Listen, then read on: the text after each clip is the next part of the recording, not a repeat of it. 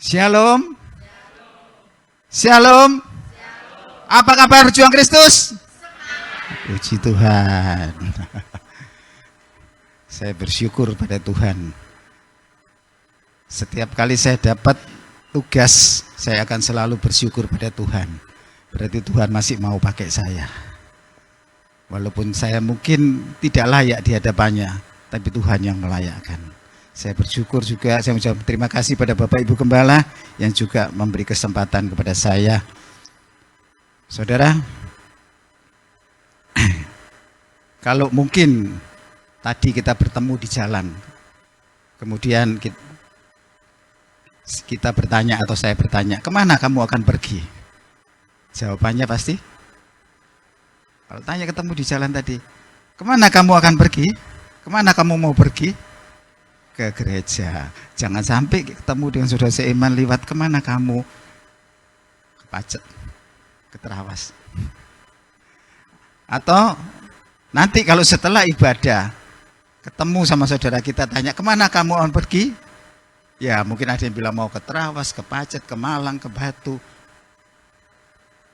Saya kenapa ngomong seperti ini? Karena saya ingin mengatakan bahwa setiap perjalanan, setiap orang sudah dalam perjalanan, pasti ada destinasinya atau tujuannya.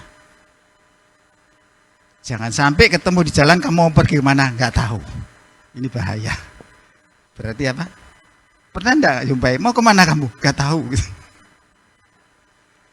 Kita semua sebagai anak-anak Tuhan, setuju kalau saya katakan kita semua ini sedang dalam perjalanan hidup, bukan? Karena hidup ini adalah perjalanan. Sehingga kalau ditanya kemana kamu akan pergi, kita harus tahu tempat tujuan yang akan kita tuju. Nah, firman Tuhan pagi ini saya akan ambil tema dengan pertanyaan, kemana kamu akan pergi? Kalau pertanyaan ini secara umum dilontarkan, pasti akan banyak jawaban. Khususnya setelah pandemi ini, kalau orang tanya kemana kamu akan pergi, maka akan sederet tempat destinasi yang akan dituju. Utamanya pada saat ini yang paling ramai adalah tempat wisata dan tempat kuliner. Nah, kalau ditanya seperti ini, mungkin yang suka bepergian akan banyak jawaban mau kemana. Tapi kalau ditanya seperti saya kadang-kadang kurang tahu banyak tujuan di sana. Yang suka kuliner, suka wisata, langsung tahu. Ibu Yeni Andarsari kalau tanya kuliner, wah itu setiap kali muncul di WA. Tempat-tempat kuliner baru banyak. Itu kalau secara umum.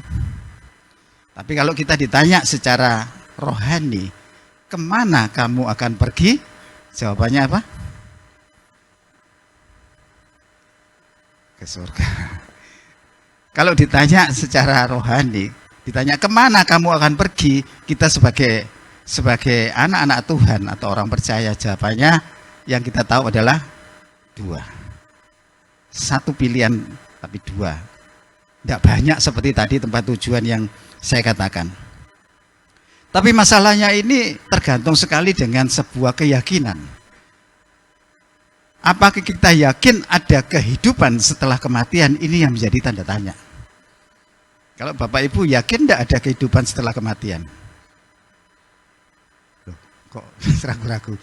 Bapak Ibu yakin tidak ada kehidupan setelah kematian? Walaupun itu kehidupan secara roh. Kita semua merupakan hal yang biasa jawaban seperti itu. Tapi coba kita lihat, kita tanya orang-orang di luar. Belum tentu jawabannya seperti itu. Karena ada orang juga yang punya keyakinan setelah kematian ya sudah selesai, gak ada apa-apa. Sehingga mereka bisa melakukan segala sesuatu dalam hidupnya ini, toh setelah mati ya sudah selesai. Di kalangan Yahudi sendiri pada waktu Yesus hidup, terjadi pertentangan di antara keduanya ini. Orang Saduki tidak mempercayai ada kebangkitan orang mati. Sementara orang Farisi meyakini kedua-duanya. Sehingga kadang-kadang timbul pertentangan ketika kita memperkatakan firman Tuhan. Bayangkan, masih ada orang-orang anak Tuhan yang tidak tahu dan tidak yakin apakah ada kehidupan setelah kematian. Sehingga jangan heran kalau kita mendengar berita di surat kabar, di media sosial, ada anak-anak Tuhan bunuh diri. Walaupun mereka mendengar firman Tuhan, percaya, tapi mereka tidak meyakini ada kehidupan setelah kematian, dan padahal itu kehidupan yang sesungguhnya, sebagai tempat tujuan yang tidak ada duanya seperti di muka bumi ini. Kemanapun Bapak Ibu mengatakan mana tempat paling indah di dunia, itu pun masih hanya seujung kuku dia bandingkan dengan keadaan di surga. Dan itulah destinasi itu kita atau tempat tujuan kita.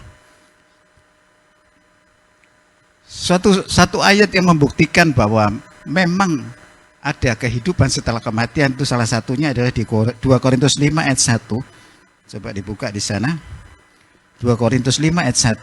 Rasul Paulus mengatakan, karena kami tahu, ya, karena kami tahu, Rasul Paulus dengan timnya mengatakan, karena kami tahu bahwa jika kemah tempat kediaman kita di bumi ini dibongkar, kemah tempat kediaman kita adalah raga ini, tubuh ini, dibongkar alias mati, Allah telah menyediakan suatu tempat kediaman di surga bagi kita, suatu tempat kediaman yang kekal, yang tidak dibuat oleh tangan manusia. Ayat ini jelas-jelas mengatakan bahwa ada satu tempat tujuan, ada satu kehidupan setelah kematian. Dan bukan hanya sekedar itu, tetapi apa yang dinamakan surga dan neraka itu adalah suatu tempat yang benar-benar ada dan benar-benar nyata. Walaupun saat ini tidak kelihatan, sering orang meremehkan hal ini. Sehingga nggak ada surga itu. Maaf, nggak ada neraka itu. Mereka hanya percaya setelah kematian ya sudah selesai. Kita semua tentunya tahu tempat apa yang namanya surga dan apa yang namanya neraka. Walaupun hanya sedikit Alkitab ini mengulasnya. Tapi kita sudah punya gambaran. Oh, surga itu bagaimana? Oh, neraka itu bagaimana? Kita perlu tahu tentang surga, kita juga perlu tahu tentang neraka. Jangan hanya tahu tentang surga tapi nggak tahu tentang neraka. Karena kalau kita tahu tentang neraka, kita pun juga bisa berhati-hati. Dan kalau kita tahu tentang surga, semangat kita akan semakin bernyala-nyala. Saya pernah dalam satu sesi khotbah, entah saya lupa sudah saya khotbahkan atau belum, tentang surga. Mungkin sudah. Kita perlu tahu surga itu bagaimana indahnya, sehingga kita ini, destinasi kita ini benar-benar sudah yakin ke sana, tidak mau melenceng ke kanan atau ke kiri. Saya percaya kalau semua jemaat pagi hari ini ditanya, kemana kamu akan pergi? Tadi sudah dijawab bukan? Pasti kemana? Ke surga. Dan saya yakin orang-orang di luar sana pun sebagian besar, hampir semua kalau ditanya, kemana kamu? Pilihanmu kemana? Ke surga atau ke neraka? Semua rata-rata ke surga. Tapi apakah kita benar-benar bisa sampai tujuan di surga atau tidak? Itu perlu dipertanyakan. Karena surga itu adalah sebuah tempat yang disediakan bagi orang-orang yang bisa memenuhi syarat kelayakan hidup di dalam Tuhan. Karena kalau kita tidak layak ke sana, juga tidak akan bisa masuk. Karena masuk ke surga pun ada syaratnya. Bukan hanya sekedar kita bisa masuk ke surga. Kita sudah diingatkan kembali bahwa Yesus yang kita sembah itu punya tempat di surga. Dan bukan hanya itu, ketika dia masih di bumi pun, dia sudah persiapkan sebuah tempat. Supaya apa? Tahu perkataan Yesus supaya apa? Dia sediakan sebuah tempat.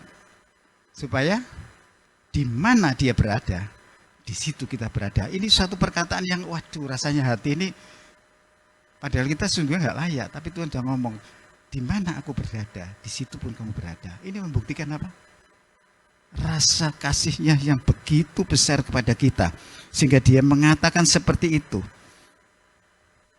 Ini benar-benar kalau saya dengar seperti itu, semangat akan timbul kembali.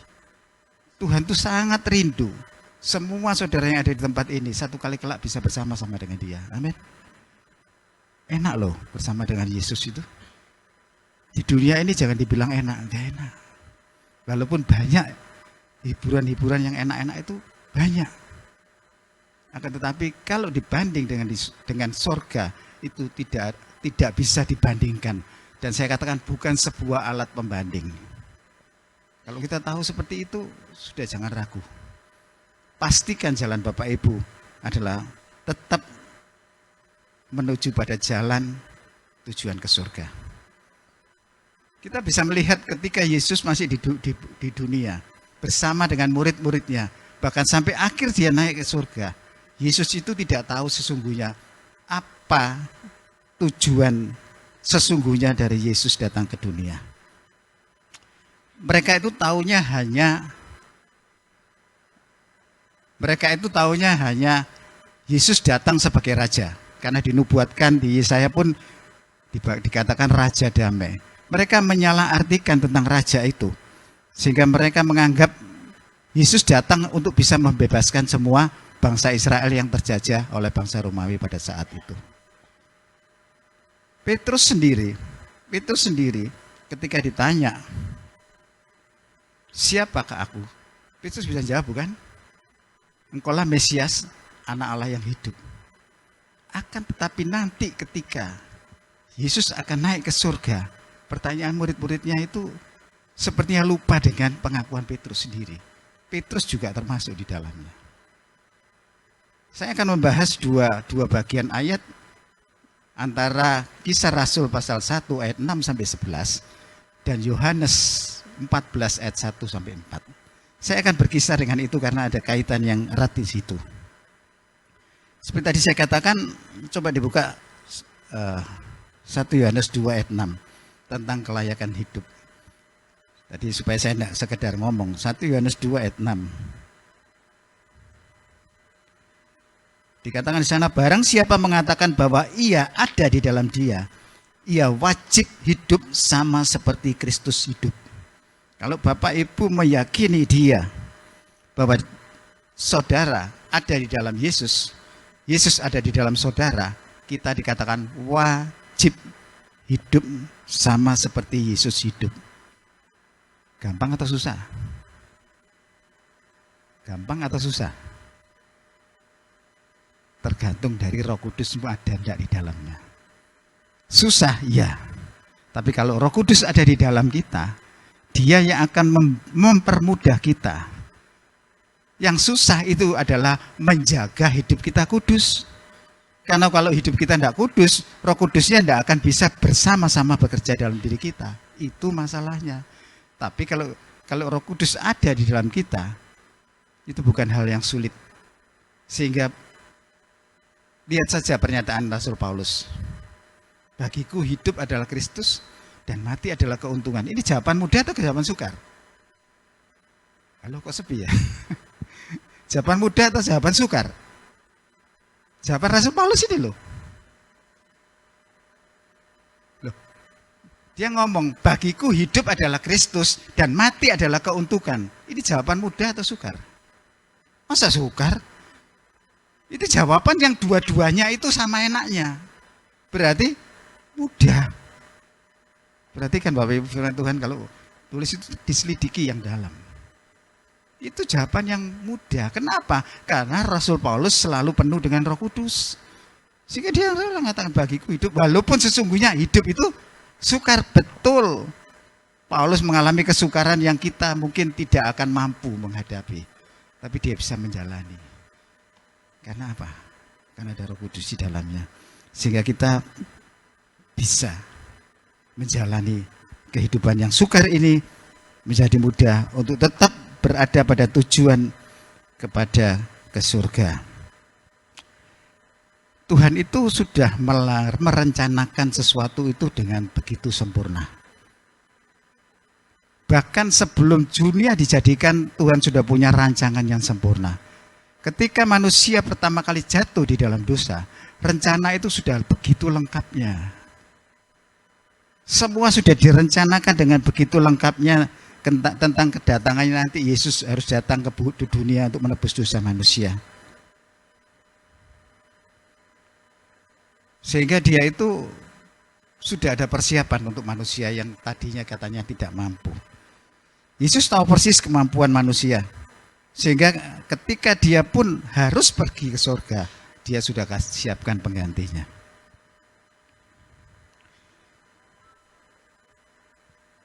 Ketika manusia jatuh dalam dosa, rencana tentang penebus pun sudah dipersiapkan. Dan dia sudah tahu satu kali kelak dia akan datang ke bumi dan dia akan menjelma bagi manusia untuk menebus dosa manusia. Tapi Tuhan tidak langsung kepada itu. Dari tahun ke tahun Tuhan memberi kesempatan pada para nabinya, para orang-orang kudusnya untuk bisa melakukan itu. Ternyata tidak ada satupun. Sehingga akhirnya Yesus datang ke dunia. Yang luar biasa, Tuhan itu adalah Tuhan yang benar-benar sulit ditebak pikirannya. Saya perlu kasih tahu Bapak Ibu bahwa Tuhan selalu bekerja dari yang paling hina menjadi yang paling mulia. Itu cara kerja Tuhan. Dan kita bisa melihat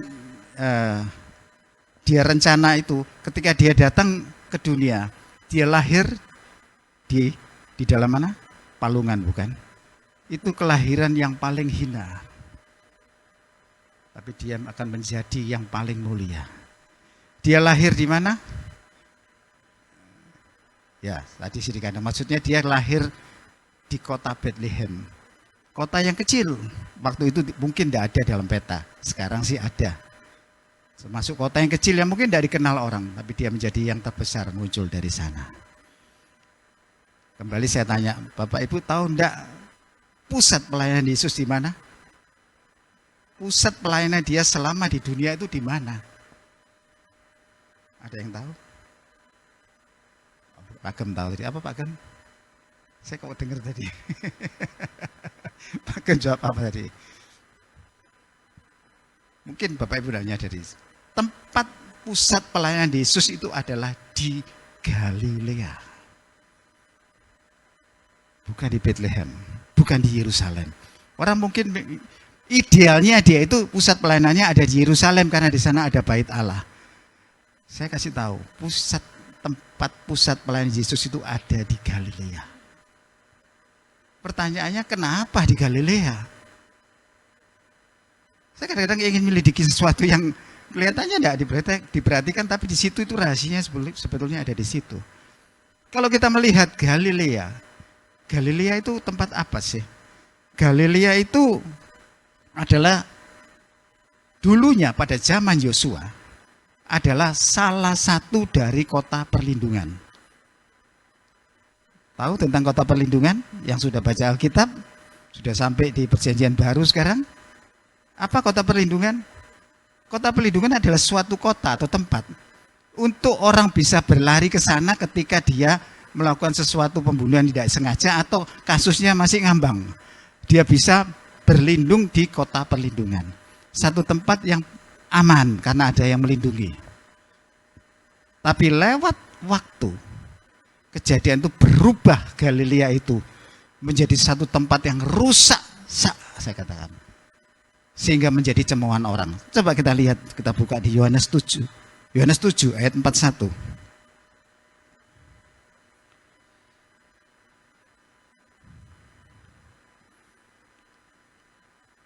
Dikatakan di sana, yang lain berkata, iya ini Mesias. Tetapi yang lain lagi berkata, bukan, Mesias tidak datang dari Galilea. Orang mempermasalahkan tentang Mesias itu, kalau Mesias kok datangnya dari Galilea. Tapi justru dia datangnya dari Galilea. Karena Galilea apa? Ini tersirat bahwa Galilea bukan tempat baik. Kita lihat ayat selanjutnya di 52. Ayat 52 dengan Yohanes pasal 7. Jawab mereka, apakah engkau juga orang Galilea? Selidiki kitab suci, dan engkau akan tahu bahwa tidak ada nabi yang datang dari Galilea. Perhatikan, Yesus itu selalu sengaja mulai dari yang paling hina menjadi yang paling mulia. Jangan kecil hati kalau kita ini mungkin paling hina. Jangan pernah kecil hati. Justru Tuhan mau merubah dari yang paling hina menjadi yang paling mulia. Amin. Percaya? Buktinya banyak. Kalau saya buktikan lewat ayat-ayat terlalu panjang. Sudah cukup banyak buktinya. Itulah cara kerja Tuhan. Sehingga tentunya nanti kita pun akan mendapat kelayakan untuk ke tempat tujuan kita di surga. Sehingga pastikan tujuan kita itu sudah jelas, pasti ke surga. Sehingga topik tadi, kemanakah engkau akan pergi? Dengan pasti saudara akan bisa jawab, tujuan saya adalah surga, karena Tuhan sudah sediakan di sana. Kita buka sekarang Yohanes 14 ayat 1-4.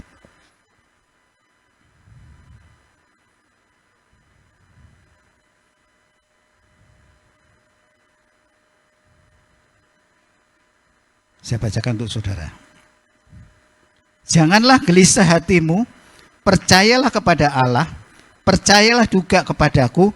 Di rumah Bapakku banyak tempat tinggal, jika tidak demikian, tentu aku mengatakannya kepadamu. Sebab aku pergi ke situ untuk menyediakan tempat bagimu, dan apabila aku telah pergi ke situ dan telah menyediakan tempat bagimu, aku akan datang kembali dan membawa kamu ke tempatku, supaya di tempat di mana aku berada, kamu pun berada. Saudara, kalau membaca satu perikop ini dengan sungguh-sungguh, sudahlah, iman kita itu akan menjadi semakin kuatnya, semakin yakin kalau kita dikasihi. Orang yang dikasihi Tuhan itu enak loh Bapak Ibu. Saya merasakan itu sekarang. Walaupun di tengah-tengah kesulitan, orang yang dikasihi orang itu, waduh, bukan main. Kadang kita sampai geleng-geleng kepala. Tuhan itu mengasihi kita itu lebih dari orang bisa mengasihi kita. Ini perlu kita sadari. Sehingga tujuan kita ini sudah pastilah kita harus ke sana. Walaupun perjalanannya adalah suatu perjalanan yang sulit. Sebetulnya momen kenaikan Tuhan itu erat kaitannya dengan ayat ini. Nanti kita bisa lihat. Sekarang kita perlu tahu. Setidak-tidaknya ada 3 makna dari kenaikan Tuhan yang berkaitan dengan ayat ini. Ada 3 makna. Yang pertama, kenapa Tuhan naik ke surga? Supaya manusia punya tempat tujuan akhir. Kita lihat di ayat 2 dan ayat 3. Ya, saya ulangi, supaya kita ini punya tempat tujuan akhir. Karena setiap manusia itu pasti ada tujuan akhirnya. Nggak ada orang tanya pergi kemana kemudian nggak tahu dan dia melanglang buana ke sana kemari nggak pulang. Nggak. Itu namanya bolang. Pasti pada satu saat akan kembali. Jadi kita punya tempat tujuan akhir. Sebelum naik ke surga pun Yesus sengaja mengatakan akan menyediakan satu tempat tujuan yang pasti yang tadi kita dikatakan di sini di ayat 2. Di rumah Bapakku banyak tempat tinggal, jika tidak demikian tentu aku mengatakannya kepadamu. Dia menjelaskan bahwa di rumah Bapakku sana lo punya tempat tinggal. Banyak lagi.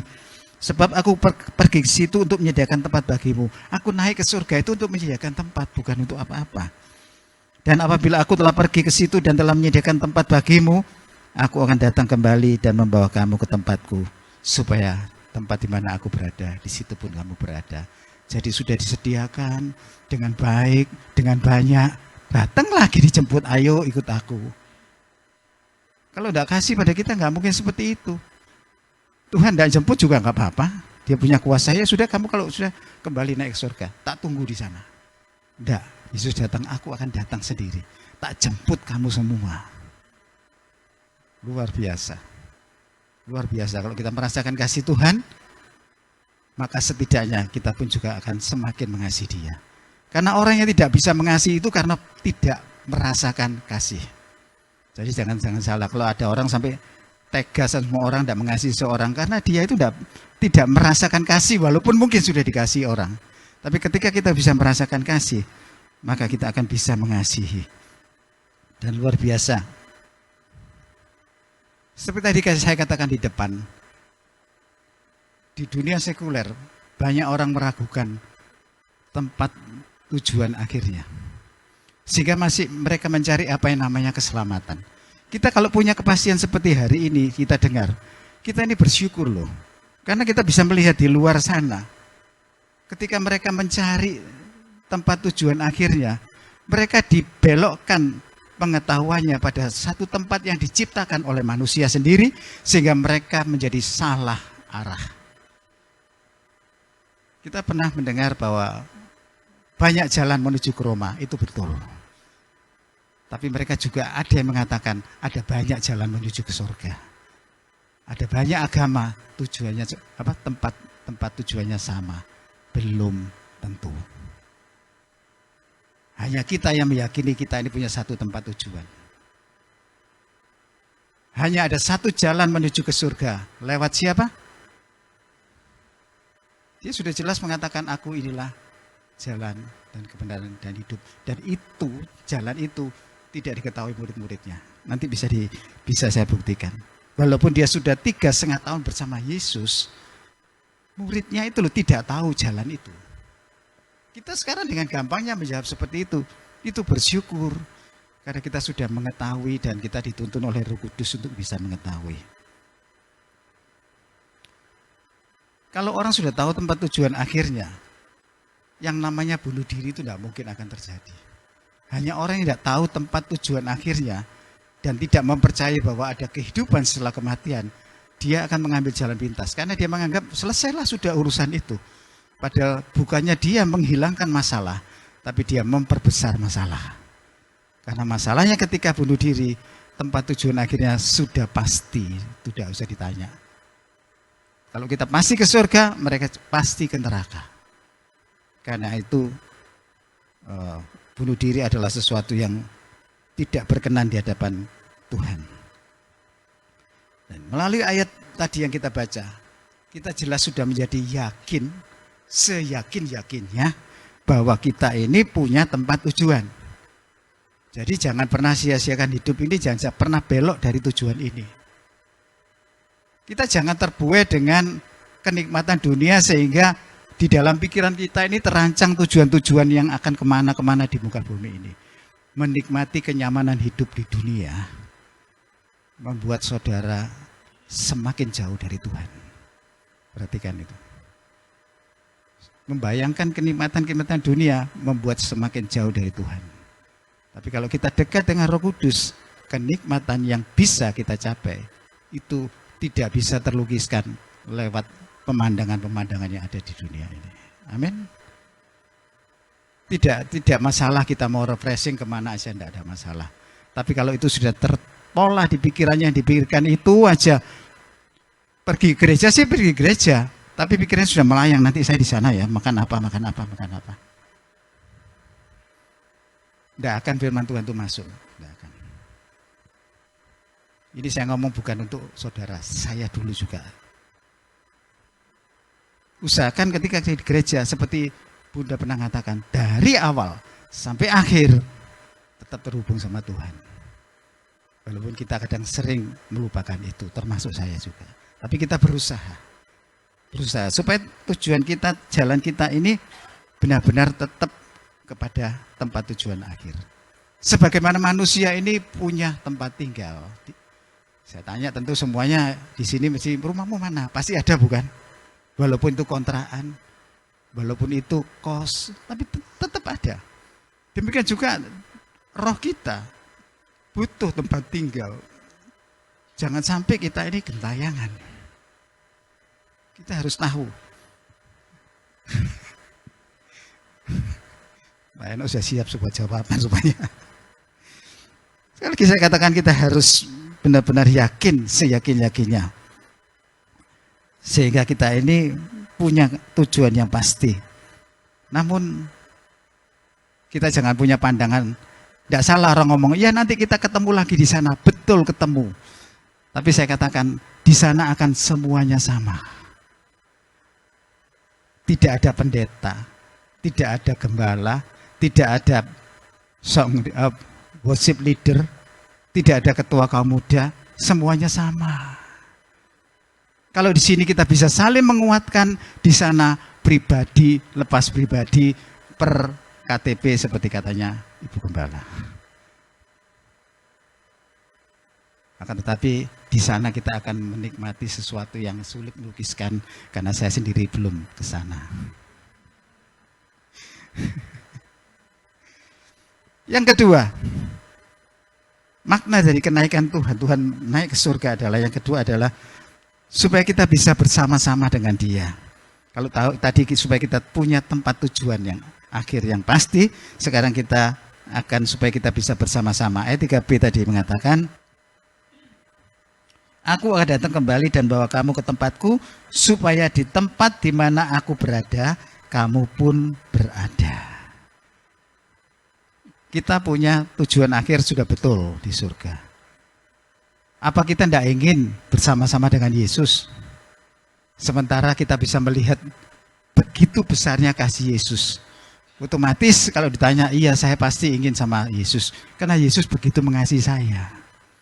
Kalau kita bertemu dengan orang-orang yang misalnya kita pergi ke suatu tempat yang sebagian besar nggak kenal, yang kita cari tentunya orang yang kita kenal, bukan? Dan yang kedua, tentunya yang paling didekati adalah orang yang paling mengasihi kita, bukan? Ini gambaran yang gampang. Dan membuktikan bahwa kalau saudara benar-benar mengasihi Tuhan, pasti saudara punya kerinduan, aku ingin bersama dengan Dia. Pujian terakhir mengatakan, ku kan tenang bersama dengan Yesus. Dan Daud pun mengatakan, hanya dekat Allah saja aku tenang, tidak ada yang lain. Kita akan bisa bersama dengan Yesus, itu ada suatu hal yang luar biasa, ketenangan. Kita bisa melihat momen kenaikan Tuhan ke surga itu sebetulnya adalah sebuah momen perpisahan antara Yesus dengan murid-muridnya. Itu momen, makanya murid-muridnya waktu itu juga kelabakan. Mereka yang selama ini menjadi satu, hidup selama 3,5 tahun, melayani Tuhan, semuanya hidup dengan walaupun tidak berlimpah berkecukupan. Mereka kaget ketika Yesus harus mati di atas kayu salib.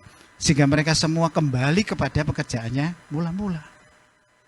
Dan ketika Yesus bangkit, ketika Dia bangkit, mereka sukacita kembali karena bisa bersama-sama dengan Yesus. Tapi cuma 40 hari. Sehingga Dia tahu benar Yesus bagaimana kondisi hati murid-muridnya. Sehingga Dia mengatakan di ayat 1 dari Kisah Rasul tadi. Dari Yohanes 14. Dari Yohanes 14 ayat 1 mengatakan, jangan gelisah hatimu, percayalah kepada Allah, percayalah juga kepadamu.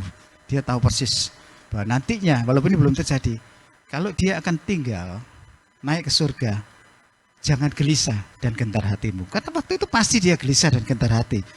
Baru aja mereka bertemu kembali, 40 hari ditinggal.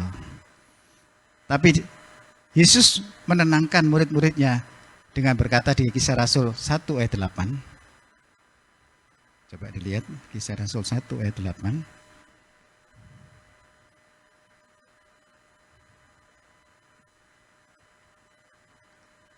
Tetapi kamu akan menerima kuasa kalau Roh Kudus turun ke atas kamu, dan kamu akan menjadi saksiku di Yerusalem, di seluruh Yudea, dan Samaria, dan sampai ke ujung bumi. Sebelum Dia naik ke surga dikatakan, jangan khawatir, kamu akan menerima kuasa kalau Roh Kudus turun atas kamu, dan kamu akan menjadi saksiku di Yerusalem, Yudea, Samaria, sampai ke ujung bumi. Berarti melebar dari satu tempat, terus berkembang sampai seluruh dunia. Dan itu benar-benar terjadi. Di samping itu, ketika Dia meninggalkan, digenapilah. Pada hari yang ke-10, Roh Kudus diturunkan. Dan itulah kuasa yang dijanjikan oleh Tuhan.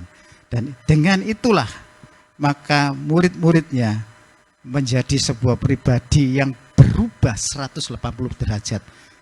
Atau pertobatannya benar-benar 180 derajat. Kalau yang dulu mungkin masih setengah-setengah, langsung bertobat 180 derajat. Salah satunya Petrus yang dulunya penakut, dia jadi berani dan pinter ngomong untuk menghadapi mahkamah agama sekalipun. Sementara waktu itu Petrus ini seorang yang tidak pandai bicara, tapi berangasan, tipe sanguinis. Tapi ketika Roh Kudus turun, maka segala sesuatunya bisa berubah 180 derajat. sehingga dia bisa melakukan apa yang Tuhan perintahkan. Tuhan itu mampu merubah kita 180 derajat. Jadi tidak ada alasan bagi kita ini, kalau kita ini mungkin dari kecilnya, dari lahirnya sudah menjadi seorang yang pemalu, tidak pandai bicara, jangan nolak kalau diberi tugas penyampaian firman di Ibar. Yang saya khawatir, mau nyampaikan di Ibar, tapi asal-asalan untuk memenuhi tugas. Sekali lagi saya katakan, kadang-kadang hanya dengan suara kecil. Sadarlah, yang disampaikan di Ibar itu perlu untuk didengar. Lagi-lagi saya selalu mengingatkan ini. Supaya jadi berkat. Sudah susah-susah nyiapkan. Suaranya kecil. Kalau yang lain bisa besar, tolonglah tanya bagaimana caranya kok bisa besar. Saya percaya handphone apapun bisa besar suaranya. Saya kadang-kadang jujur di hadapan saudara. Jengkel juga, waduh. Sehingga saya kadang-kadang pakai speaker aktif. Lah, kalau tidak ada speaker aktifnya, lagi tidak di rumah, hampir tidak dengar, harus gini. Kita harus sungguh-sungguh lah melayani Tuhan. Tuhan itu sanggup merubah seperti itu. Kita bisa melihat yang namanya Musa. Musa itu penakut. Karena dia terjebak ketika membunuh orang. Sembunyinya 40 tahun loh Bapak Ibu. 40 tahun. Diproses 40 tahun, masih belum berubah. Disuruh sama Tuhan, gak mau. Aku gak pandai bicara. Tuhan tetap kalau dia mau, dia paksa dengan caranya Tuhan. Segala alasan akan ditutup. Apalagi sekarang, tidak ada alasan, dikasih Roh Kudus. Kenapa kita nggak bisa berubah? Karena kita nggak pakai Roh Kudus, gitu aja, gampang. Kalau pakai Roh Kudus, pasti bisa. Karena dia adalah sebuah kuasa, dunamos yang punya kekuatan tidak terbatas dan tidak bisa dibatasi. Asal kita mau, itu aja. Sudah banyak contoh-contohnya. Seperti tadi saya katakan, ketika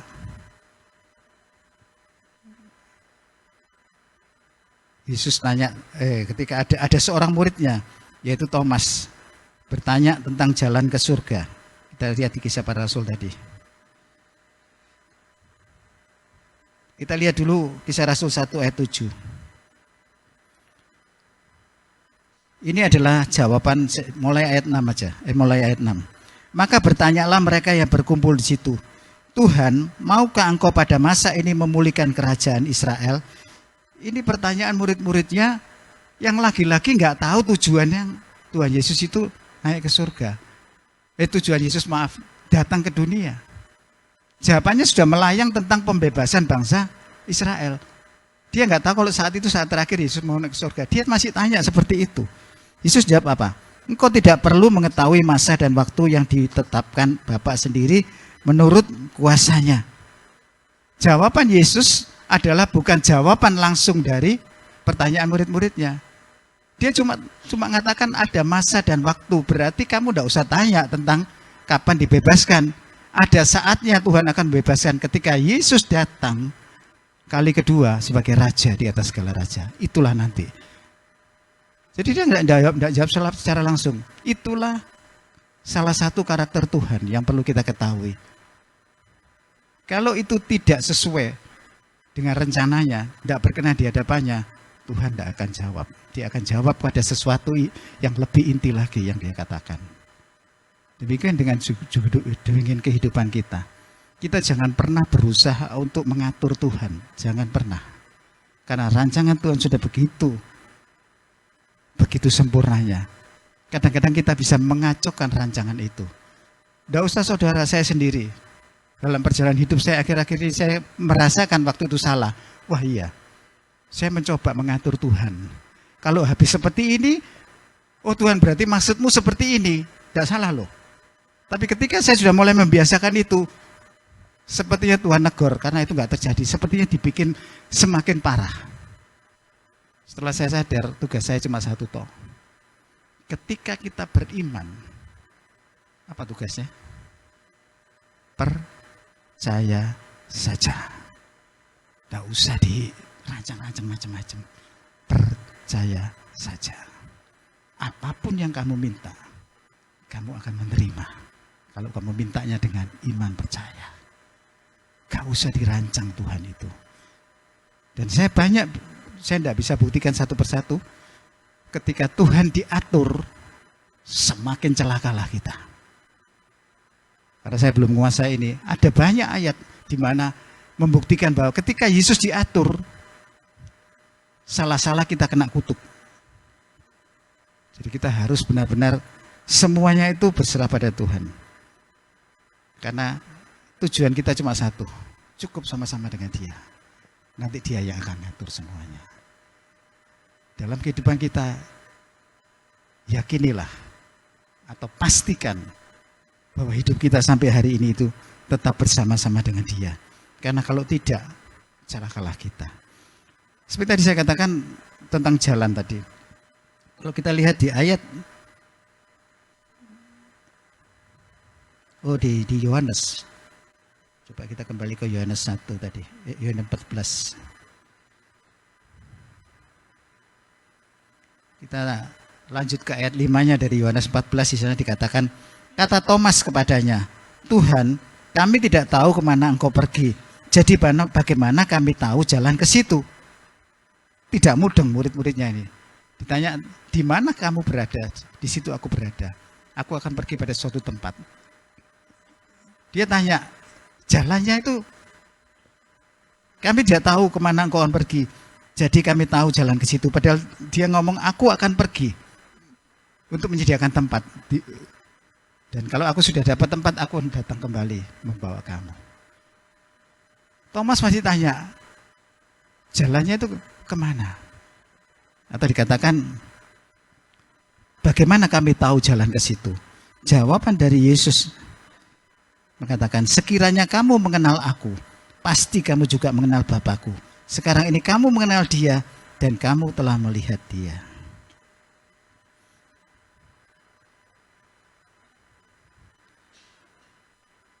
Dan jawaban yang paling pasti itu di Kisah pasal 1. Kisah para Rasul pasal 1 ayat 8 mengatakan, akulah jalan dan kebenaran dan hidup. Tidak ada seorang pun sampai kepada Bapa kalau tidak melalui aku. Itu jawabannya. Dan itu merupakan jawaban Thomas yang ditanyakan juga. Tuhan kita itu luar biasa. Sebelum kita berpikir, Dia sudah tahu tentang diri kita. Segala sesuatu sudah disediakan. Sehingga kita ini sangat bersyukur. Yang ketiga, yang sehubungan dengan yang saya jelaskan akhir tadi adalah tujuan Yesus naik ke surga supaya kita tahu jalan ke surga. Kita lihat di ayat 4 dari Yohanes 14 ayat 4 tadi. Dan kemana aku pergi, kamu tahu jalan ke situ. Seperti tadi yang sudah saya jelaskan, banyak orang nggak tahu jalan menuju surga itu yang mana. Banyak orang yang nggak tahu, sehingga mereka itu masih mencari-cari. Bahkan penuntun mereka, pemimpin agama mereka sendiri pun tidak tahu dan tidak punya kepastian kemana. Punya tujuan, tapi mana tempat pastinya nggak tahu. Sama dengan kalau kita tahu tentang satu tempat wisata yang indah. Katakanlah mungkin Sarangan. Tahu di sana hawanya dingin, enak. Tapi mereka tidak tahu jalan ke sana. Ya, tidak akan pernah sampai ke sana. Lain dengan Bapak Sukarrejo, tanya Sarangan, tahu Pak ya? Bisa tahu ke sana. Dan dia dengan pasti akan bisa mengantar ke sana. Saya masih ingat ketika dulu diajak ke Cemoro Sewu. Luar biasa Bapak Sukaryo ini. Pakai mobil Cherry yang hanya 1000 cc itu naik. Padahal entah 6 orang mungkin. Naik sampai ke sana. Tahu tujuan, tidak kesasar sama sekali. Kalau kita tahu, gak usah ragu-ragu. Kita akan pasti sampai ke sana. Dan Tuhan Yesus naik ke surga supaya kita juga tahu jalan ke sana. Karena Dia memang berasal dari sana. Jadi jangan percaya kalau tidak pernah ke sana, kemudian mau menunjukkan jalan. Saya 100% percaya pada Bapak Sukarrejo bukan itu yang di Bromo apa? Yang di atasnya Bromo. Apa Pak Sugeng? Yang bisa kelihatan Bromo semua itu loh. Penajaan. Saya taunya duduk tok diantar ke sana. Kita pun sekarang ini taunya duduk untuk diantar sana asal tetap bersama-sama satu mobil atau satu bersama dengan Yesus. Kita pasti akan sampai di sana. Kalau kita sama-sama dengan dia, kita pun akan tahu jalan ke surga. Jangan seperti Thomas tadi. Thomas tadi masih nggak tahu jalan surga padahal dia sudah bersama-sama, masih tanya lagi. Kira-kira kalau saya waktu itu sama Pak Sukarejo saya tanya, Pak Sugeng, mana sih penajaan itu? Pasti dalam hatinya mbok menengo ae lak tutuk lah. Sama bukan? Itu Yesus tuh sabar, tanya sama Thomas. Padahal kamu cukup sama-sama dengan aku sudah sampai ke sana. Kita jangan mempersulit diri dengan apa pikiran kita, persepsi kita, karena persepsi kita itu sangat berbahaya, Bapak Ibu. Karena iblis itu selalu cari celah. Ketika kita mulai ragu itu ada lubang seperti jarum, dia masuk di sana. Dikasih pemahaman yang keliru sama dengan Adam waktu itu. Sedikit ragu langsung kena hawanya. Jadi kita jangan sampai punya pemahaman yang keliru tentang jalan menuju surga. Dengan Yesus naik ke surga, sebetulnya itu sudah membuka mata rohani kita. Bahwa memang benar-benar jalan ke surga itu ada. Dan kita sudah memastikan diri bahwa kita sedang berjalan menuju ke sana. Itulah yang perlu kita yakinkan dalam diri kita. Karena sungguh malang kalau orang tidak tahu jalan untuk menuju ke surga. Sehingga dalam hidupnya ini terombang-ambing oleh berbagai-bagai angin pengajaran. Jangan dipikir kita orang-orang Kristen yang sudah mendengar pun kadang-kadang secara roh matanya tidak bisa melihat jalan ke surga itu yang mana. Makanya selalu libatkan Roh Kudus. Lagi-lagi Roh Kudus itulah Tuhan sudah berikan ketika naik ke surga itu, Roh Kudus yang diberikan itu pakaian. Kita sering tidak sadar gunakan kemampuan pikiran kita. Hati-hati. Jangan sampai pikiran kita ini terlalu banyak dikuasai oleh kemauan-kemauan atau keinginan daging. Kita disuruh untuk baca firman Tuhan setiap hari. Itu tujuannya supaya pikiran kita ini juga dipenuhi oleh firman Tuhan. Makanya yang hanya sedikit satu pasal itu, lakukan dengan setia. Lakukan dengan setia. Setiap hari orang butuh makan. Dan sekali lagi saya mohon maaf, jangan didobel. Karena orang itu butuh. Tidak cukup satu pasal, bila perlu banyak pasal. Pastor Philip Mantopa pun mengajarkan kita. Sebanyak mungkin firman Tuhan masuk ke sini, karena pikiran kita dikuasai itu. Ya memang kadang-kadang waktu itu yang membatasi kita. Tapi kalau satu pasal, paling tidak dengan kasih Kristus mohon setiap hari dibaca. Itu modal. Dipikirin. Kalau ini kosong dari firman Tuhan, sedikit aja zaman sekarang karena iblis itu sudah begitu giatnya. Seperti Petrus mengatakan berjalan keliling sama seperti singa, cari kesempatan karena waktunya sudah dekat. Sudah tidak ada waktu lagi bagi dia. Jadi dia itu mati-matian berusaha dengan menyibukkan dengan kesibukan yang ada. Tetap firman Tuhan Matius 6 ayat 3 tetap berlaku hingga hari ini. Carilah dahulu kerajaan surga beserta kebenarannya. Waktunya terserah saudara. Alkitab tidak menentukan kamu harus pagi hari. Enggak.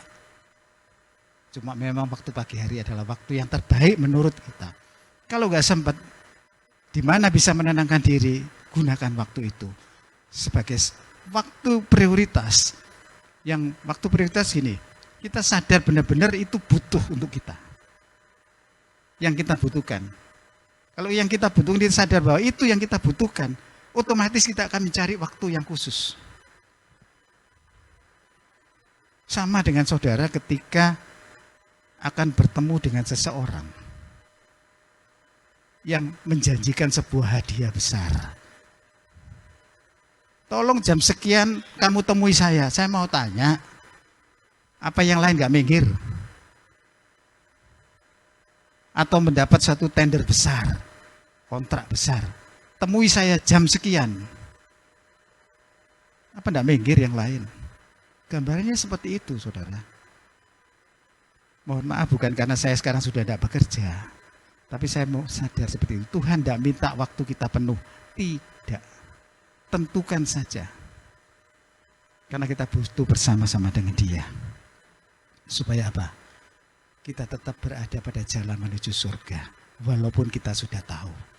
Karena tanpa disadari, walaupun kita sudah tahu, kadang-kadang ketika kita tidak jalan sama Dia, lempang masuk ke sebuah jalan kita nggak sadari, kembalinya susah. Sama dengan kalau kita kesasar.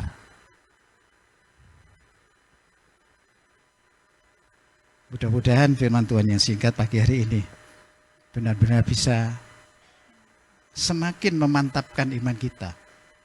Untuk kita menyadari kita ini nanti akan kemana.